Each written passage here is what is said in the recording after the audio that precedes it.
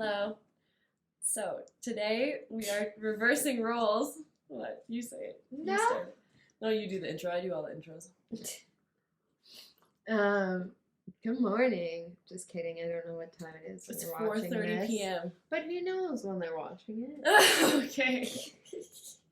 Anyways, I'm gonna do Justine's makeup today, which is gonna be a long and likely hilarious process.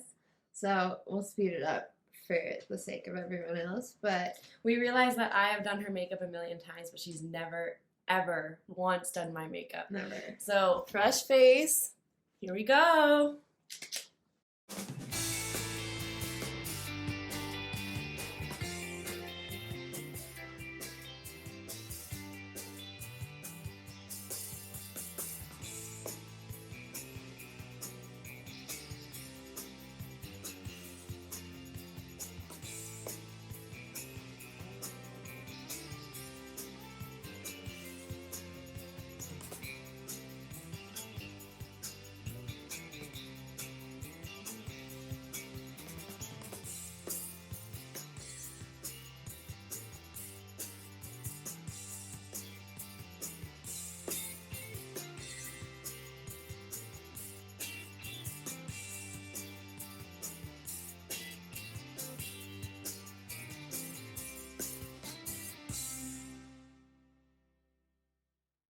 Is it good? No, I think that's good height. It's fine. I just looked at you and look at me. Oh shit! Okay. You like it? Yeah, you did really good. Very impressed. Thank you. Brows on fleek. Oh my god, that's so fun. That's so cool. Oh shit. I shouldn't have been playing music. Oh well. Oh my god, super cool. Crazy. It is definitely the Shaylin Taylor look. It is. Is it better or worse than you expected? Much better. Her main complaint with makeup is that, like, it's hard to blend. Yeah. But that bitch was beating my face, as you saw. But can you explain why it's easier to do it on me when I'm, like, lower down? Oh, yeah. So, like, my face, obviously, I can only reach my chin from, like, well, my elbows are on my armrest. I can, like, reach here. So when I was doing Justine's makeup, everything was within reach of, like, my arms being on my armrest, which means I don't have to work to hold my arms up. So they're supported, and then I'm just working on, like, doing whatever motion I'm doing with my hands. So Yeah, I think that's the big, like, what kind of what we were trying to get at is, like, it's not that you don't know how to do makeup and you don't have, like, the same style as me. It's just that you it's a lot of work. only reach your chin. Yeah. Looks sick. So last night, I decided to drunkenly blind draw a photo of Shai. So basically that means, like, I blew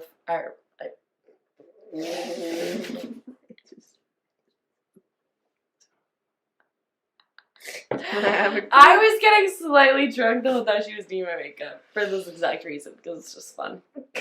Anyways, so that means I drew her face without looking at her. So, like, I didn't look at a photo, I didn't look at her face, I just, like, spent an hour just drawing her face. And next up, I'm gonna get her to do the same, especially after she just spent an hour looking at my beautiful mug.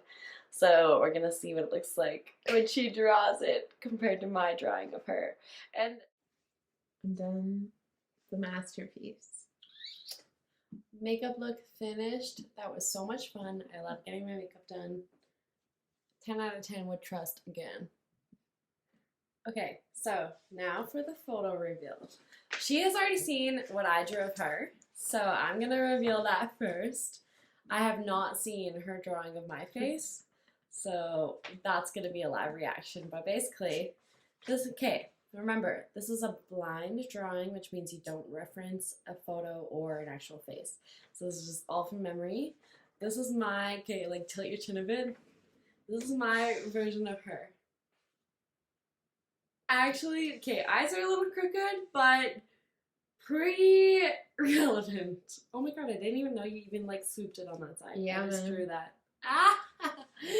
Okay, drum roll. I gotta see what she drew me. This is a humbling image for Justine. You ready? I'm ready.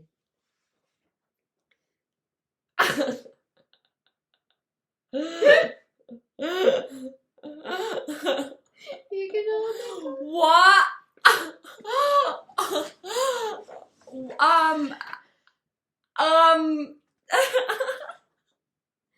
I wonder who's the artist.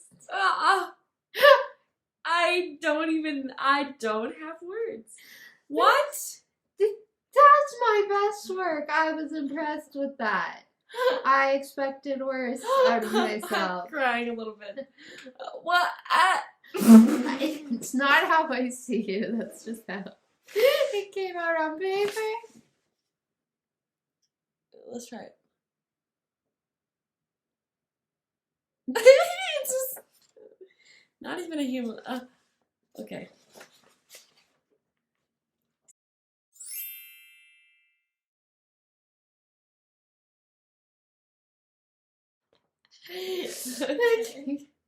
Don't cry my makeup off. Okay, yeah. Heaven forbid. So in celebration of Audrey and his 4th birthday, we want to do a little service dog Q&A. So I think we should start from the very beginning. And how did you find him / find a way to apply for him? So I had applied to another service dog school, and 2 years later I still hadn't moved on the list. And so through Justine's best friend, Adri, they told me about a service dog school that was opening in Edmonton with a lady who had done a ton of service dog training before. Called Aspen Service Dogs. Yeah.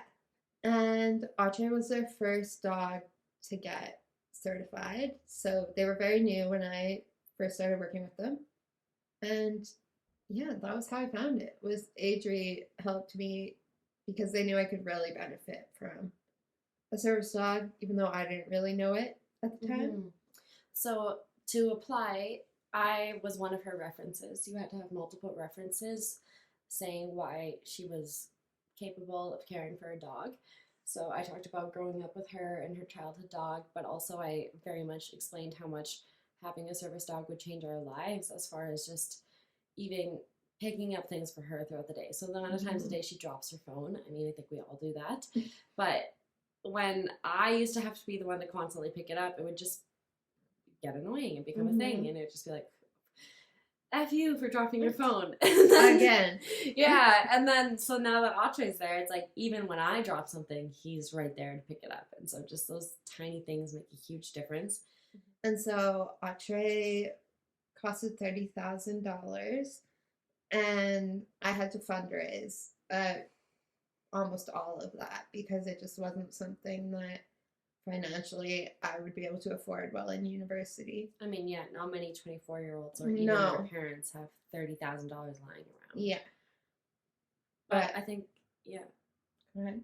I was just going to say, I think the confidence came from knowing that I think everyone in your community knew how valuable a service dog would be, and that's one of the things that you didn't have much shame to fundraise for. Hey, yeah, that was the you one. Were like this, yeah, yeah, that was the one thing I didn't feel like guilt about having to fundraise for because I was like, this is literally gonna change my life.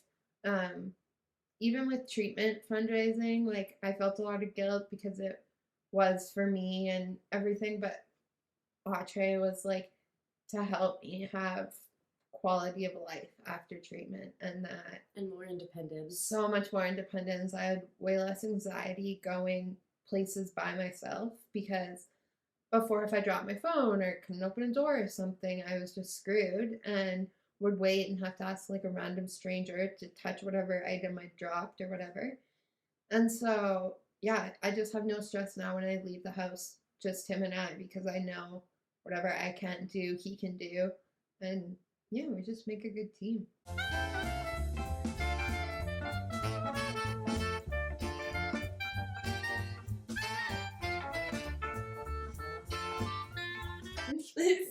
Yeah. So what kind of things does your service dog do for you?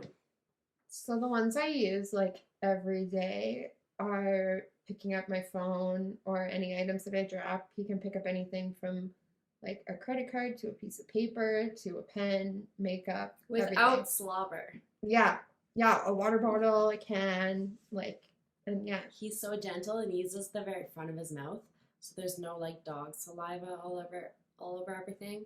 Sometimes if it's something that's hard for him to pick up, especially like a credit card or Yeah. a phone, there will be a little bit, but he actually he like really separates his teeth. Yeah. It's the cutest thing ever. He's trained for all of that. Yeah. He does it intentionally. Yeah. That's why it's so cute. But he also repositions my legs for me. So especially when I first got him, I was getting my legs repositioned like 15 plus times a day. And what she means by that is so her legs sit on her footrest, but throughout the day as she drives around and stuff, they kind of splay out because she doesn't have the muscle. Her hips especially don't have the muscle tone to hold her legs in. Mm-hmm. So multiple times throughout the day, it even needs to happen right now. Yeah. I like move her legs together and forward, both to provide relief for her knees. And instead of being like in a locked position, they get a little bit of a forward motion. And because her hips just naturally drift out. So and also my ankles. And your ankles. Basically all my joints get like really sore from pressure. Mm-hmm. But yeah, so instead of me doing that like 75 times a day, quite literally, the dog can also help her with that, which is just huge for you to have some independence. You can just he's your dog, you have that connection with him, he can help you. And for me to not have to bend over so many times in a day. Literally. It's a real physical toll to be a caregiver. He can take off jackets and sweaters by pulling on each sleeve for me. He can take socks off. He loves doing that for Justine. I never wear socks, but that was something he learned early on. And so Justine's the only one he gets to do it for. Pretty much. So he's a life changer. Yeah, opens and closes doors. I feel like those are all the main things, really. And then just like emotional support. I have always struggled with anxiety and depression. And so like waking up with him every day, going outside with him, like being at doctor's appointments with him, all those things are just way less stressful for me. I think maybe what people who don't have emotional support animals don't understand is that it's not even that they necessarily react to you that much. It's just having them in the same room as you with the doctor and seeing them sleep on the floor and being so comfortable, it immediately helps you come out of like a trauma response and realize that you are safe. These people are safe. They're all trying to help you, which sounds dramatic, but when you've been through as much medical trauma as especially you have, and me vicariously through you, it makes a huge difference to just have an animal in the room that's like a reminder that these people are there to help, and it's not going to be a traumatic situation every time you're at the doctor. I was going to say, it's also a way that when it's so hard for you to communicate because you're in such a intense, painful, or emotional state, it's like a check for the doctor without you having to use those words, because the dog just tunes in, and everyone respects a dog. Like, he comes in and he's like, hey, give my mom a break, and people will respond better to a dog than they will to her. Or to you, being or to like, me, back or to off me of it. intervening and being like, hey, she needs more pain meds, she needs you to back off. To be quite frank, a lot of medical professionals don't listen to that, especially when it's someone like Shaylin who has been through chronic pain her whole life. Yeah. And we respect it because they're trying not to make people dependent or addicted to painkillers. But at the same time, when it's that severe of a pain and that frustrating for us to constantly advocate for, just like the dog makes a huge difference. It just softens the doctors, reminds them that you're human, you're in pain. Nobody goes to the doctor to emergency just for fun. Like, yeah. And I think I, like, from a young age, worked really hard to appear stronger and healthier and more able than I was. And I feel like having him really helps people and doctors clue in that there's actually more things I can't do. And I find they don't have such unrealistic expectations of me when Audrey's around, because they're like, oh, if she has a service dog, there's things she needs help with, which is ableist at its finest. That's been a huge topic. I mean, it's a huge topic of our lives every single day. But yeah, they don't ever take her word for how much pain she's in, or for knowing her body better than they know her body, because doctors are very self-righteous in that way. It's ridiculous. If you're a doctor, check yourself. I don't care. And anyways, Yeah. where was I going with this? I got so fired up about I doctors. don't know. I'm fired up from that statement also. Yeah, because it's super frustrating. So frustrating. Group, anyways, because she's often in a lot of pain and she has opioid medication at home. So if she just needed opioids to feel better, she would have taken them. But the reason she goes to the hospital is because opioid pain meds aren't helping whatever is wrong with what's causing her pain. And I think a lot of people who are chronically ill will relate to that. And I think it's important for doctors also to check their assumptions when it comes to pain, because like I've been told I'm in emotional pain and that's why my pain's so bad.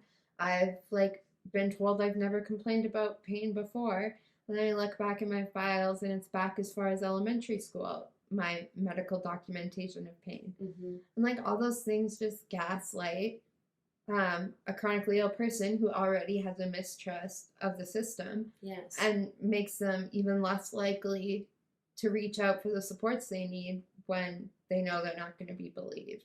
So we get really fired up and it's really exhausting to feel alone in that. So I think that's why this YouTube channel feels good, because if we can say this and people watch it and care, all you have to do is care for a few minutes of your day. It just keeps us going, because otherwise she would be dead. Yep. Which is heavy, but sorry, not sorry. We look forward to talking to you. Like, comment, subscribe. And share. Bye.